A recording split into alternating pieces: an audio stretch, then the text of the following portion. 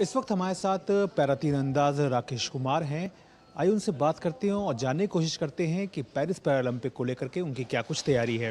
राकेश, आपने कोटा भी जीता और उसके बाद आपका सिलेक्शन भी हो चुका है पेरिस पैरालंपिक के लिए। और तो किस तरह की तैयारी के दौर से गुजर रहे हैं? क्या कुछ खास तैयारी जो है वो इस बार आप रख करके चल रहे हैं? जय माता दी सर। सर, जहाँ तक सवाल है तैयारी का, मैं समझता हूँ कि क्योंकि हम इतने कंपटीशन खेल चुके हैं, इतना एक्सपीरियंस हमें हो चुका है, लेकिन हर बार जब हम कंपटीशन में जाते हैं, जो कंपटीशन का डर होता है वो हमेशा होता है। तो उसके लिए मतलब ये है कि थोड़ा सा मेडिटेशन, वैली ब्रीदिंग, जिससे कि हार्ट बीट कंट्रोल रहे, और अपना वो जो प्रैक्टिस है वो हर एक शॉट को ध्यान में रखते हुए कि हर एक शॉट हमें ऐसे चलाना है कि जैसे हम प्रैक्टिस में नहीं, पेरिस पैरालंपिक में चला रहे हैं। बस उस तरह की प्रैक्टिस चल रही है सर। तो जैसे कि कॉम्पिटिशन्स होते हैं वो सबसे ज़्यादा कहीं ना कहीं एक बूस्टअप करते हैं, मोरल को भी बूस्टअप करते हैं, कॉन्फिडेंस को भी बढ़ाते हैं। तो कोई इस बीच में किसी एक कंपटीशन में भी कहीं आप हिस्सा लेंगे? जी सर, फरवरी 2024 में हमारा एक फैज़ा कप हुआ था दुबई में, जिसमें मैं इंडिविजुअल गोल्ड मेडल जीता था, और मिक्स टीम में मैं और शीतल ब्रॉन्ज मेडल जीते थे। और अभी आने वाली 22 तारीख को हम लोग चेक रिपब्लिक यूरोप जा रहे हैं। यहाँ पे एक वर्ल्ड रैंकिंग टूर्नामेंट होगी, और मुझे उम्मीद है कि उसमें भी हमारा परफॉर्मेंस जो है पूरी टीम का अच्छा होगा। अभी तक हमने 6 कोटा भी जो है वो पेरिस पैरालंपिक के लिए हासिल कर लिया है। लेकिन अगर बात की जाए पूरे परफॉर्मेंस को अगर देखा जाए तो किन चीज़ों का सबसे ज़्यादा ध्यान रखना होता है? क्योंकि आप अलग अलग इवेंट्स में खेलते हैं, एक अलग बात होती है, लेकिन जब पैरालंपिक में उतरते हैं तो किन बातों का अंतर जो होता है वो सबसे ज़्यादा हावी रहता है?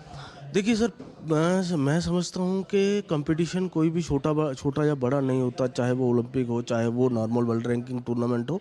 आपको हमेशा अपना बेस्ट देने की कोशिश करनी होती है। और दूसरी, मैं जो सबसे बड़ी चीज़ मानता हूँ कि आपके कोच ने शुरू से लेके जो अब तक जो आपको सिखाया है, वो ही प्रोसेस आपको उस कंपटीशन में इस्तेमाल करना है, उसको यूटिलाइज़ करना है। क्योंकि अगर हम ग्राउंड में 300 तीर चलाते हैं डेली, तो उस प्रोसेस को यूज़ करते हैं, उस प्रोसेस को मेमोराइज़ करते हैं हर एक एरो में।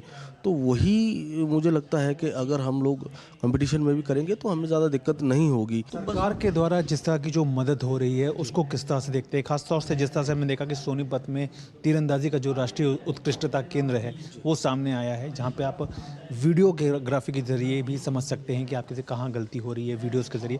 तो इन सब चीज़ों को किस तरह से देखते हैं और इनका जो है वो कितना एक पैरा एथलीट की ज़िंदगी में महत्व होता है? एक एथलीट जब सीखता है, जब वो एक इंटरनेशनल लेवल पे आ जाता है, इंटरनेशनल मेडल भी ले लेता है, लेकिन वो लेवल यहाँ होता है। तो उस लेवल को ऊपर आगे उससे ऊपर लेके जाने के लिए, जैसे पैरालंपिक है, एशियन गेम्स है, वर्ल्ड चैंपियनशिप जैसे कंपटीशनों में मेडल लेने के लिए आपको स्पोर्ट्स साइंस की ज़रूरत पड़ती है। और वो जो सेंटर सोनीपत में अभी बना है, उसमें वो सारी सुविधाएं हमें मिल रही हैं, जैसे कोरियोग्राफी है, जैसे वीडियोग्राफी है, या और भी जिस भी तरह की स्पोर्ट्स स्टाफ है, जैसे हमें फिजियो है, या मैश्योर है, हमें उसमें साइकोलॉजिस्ट है, डाइटिशियंस है, हर तरह की सुविधा जो है वो हमें सोनीपत में मिल रही है। बात की बहुत बहुत शुक्रिया। तो ये हैं राकेश कुमार, जिनका साफ तौर पर कहना है कि इस बार का जो रिकॉर्ड होगा वो पहले से बेहतर तरीके से सामने होगा। कैमरामैन राहुल चोपड़ा के साथ मैं गौरव कुमार, डीडी न्यूज़, दिल्ली।